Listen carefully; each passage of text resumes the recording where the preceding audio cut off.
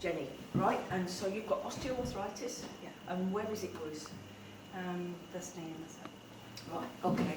Now, as Jenny was sat in the audience, the surgeon said easy. I love it when he says that. Usually it means it can be fixed in less than 4 minutes. The fastest healing I've done has been less than a minute. That was in New Plymouth.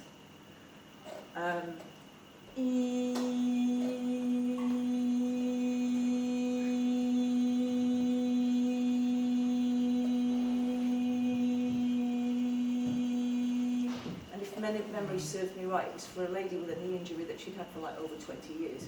And he just said, I can fix that in 1. It's like that I can name that tune in 3, or I can name it in 6. I can fix that in 1. We had a great night.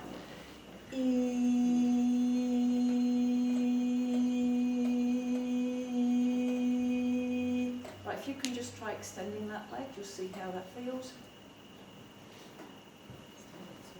Yeah, cool. Then just rest it down. Now, whenever there's an issue with our legs are about standing up for ourselves in life.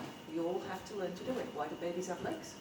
So they can stand up for themselves. At some stage in your life, you're going to have to stand up for yourself. You're going to have to stand up for what you believe in, what you think is right. Yeah? And at some stage in life, you may actually have to be dependent on somebody else for something, whether it's financially, whether it's health-wise. So there's different lessons we all have. But when there's a problem with the legs, it's about standing up for ourselves. For Jenny, arthritis is a perfectionism. I know this is osteoarthritis, but it's still in that kind of ballpark. And it's the right side, which is to do with the future. And so Jenny's got... You may have some reservations about standing up for yourself, worried about standing up for yourself in the right way, worried that you say the wrong thing, do the wrong thing. That makes sense? Yeah, cool.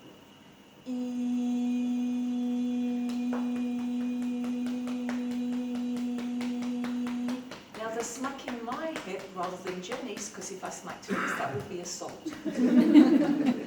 I can feel it. It's just let me know as I can feel it. You can feel it, eh? Yeah. It's great.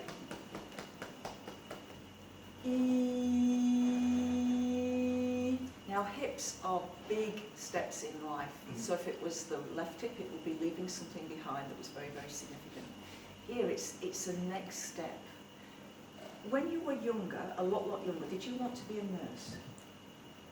No? Okay. There's a part of you that is really, really, very, very caring. Just naturally, deeply, deeply caring, yeah? And very often when somebody is deeply, deeply caring, they forget to look after their needs. Yeah? Yeah, because you're so busy looking after everybody else. Okay.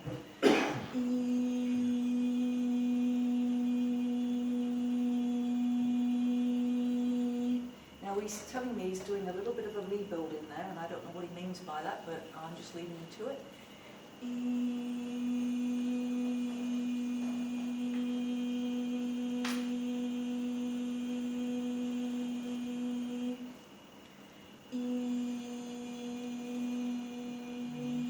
Interesting. He's pulled something out the front of the knee. Just try walking, Jenny, and just see how that's feeling. Certainly not as stiff as I usually am when I get up. Yeah. Knee's still tweaking, but it's not. Yeah. Hips feeling good? Hips are feeling a lot better. Right. Sit down again.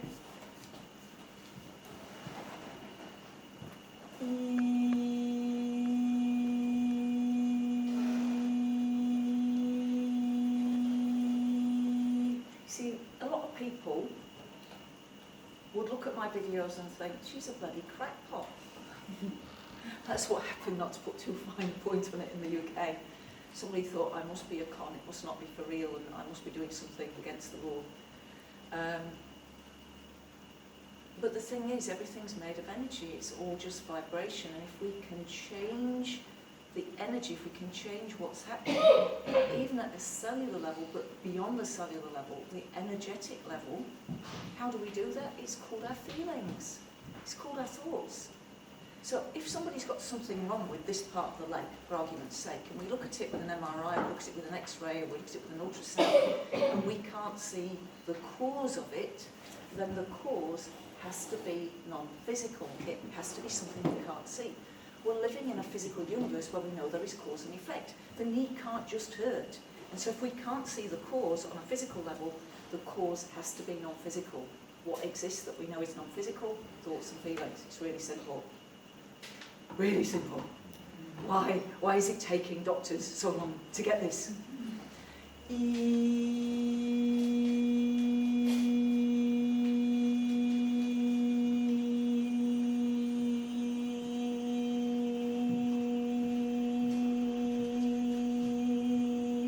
Now they're stretching something out. So something in there has sort of shriveled a bit or gone too tight.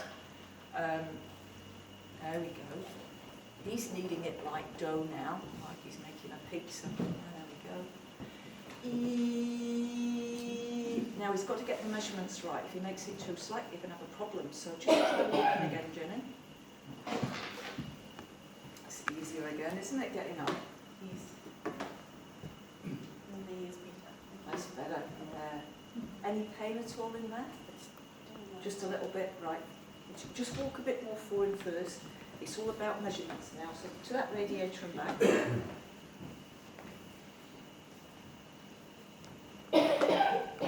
Yeah, and then sit there again. Yeah, there's still a bit he's got to take out. So you'll notice that I don't have to concentrate on the healing. I've got to be fully present. I couldn't be thinking about what I'm buying tomorrow at the supermarket. I've got to be here and now with you guys. I can give you a running commentary on what's happening, but he takes precedence. So if I have to stop talking because he needs to move my hands, there we go. Now he's doing, this is the psychic surgery part. This is the part where he actually uses like a little scalpel. And yes, it does sound really, really far-fetched, but watch what happens now. He's really digging in there. He's taking out some bits of what look like gravel. Right, try it again, Jenny.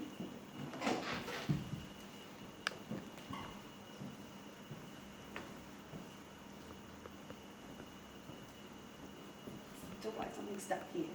Yeah, cool. And sit there again. Sorry. I feel like I need to take my shoes off. Yeah, take your shoes off. Follow that guidance. It's probably to do with grounding energy because you've got rubber soled shoes. We talked about that earlier.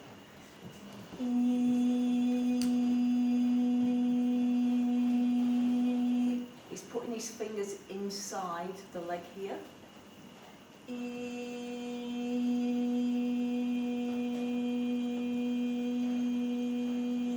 He's going into that part which is just above where you're saying you can feel that little block.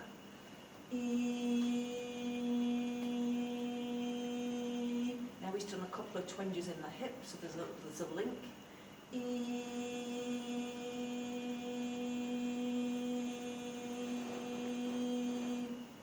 And now I could only describe it as salt water. He's like squirting salt water through the knee. It's like, okay.